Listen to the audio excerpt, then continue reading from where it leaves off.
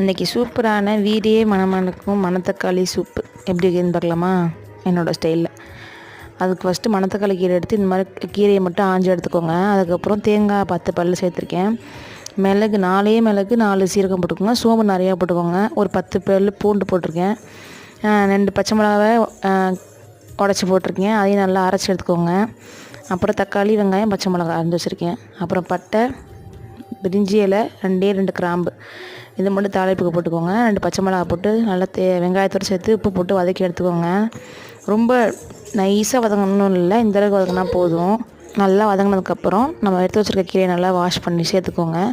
சேர்த்துட்டு மஞ்சத்தூளும் அதோட சேர்த்துக்கோங்க. நல்லா சேர்த்துட்டு நல்லா சுண்டி வரணுங்க கீரை. அந்த கசப்பு தன்மையே இல்லாதவரைக்கும் நல்லா சுண்டி வந்ததுக்கப்புறம் நம்ம அரைச்சி வச்சுருக்கலாம் தேங்காய் பேஸ்ட்டு, அதையும் ஊற்றி நல்லா 2 வாட்டி மூடி வச்சு கொதிக்க விட்டு எடுத்திங்கன்னா வேறு லெவலில் மணத்தக்காளி சூப்பர் ரெடி ஆயிரும். மணத்தக்காளி கீரை பிடிக்காதவங்களுக்கு கூட விரும்பி சாப்பிடுவாங்க. ட்ரை பண்ணி பார்த்துட்டு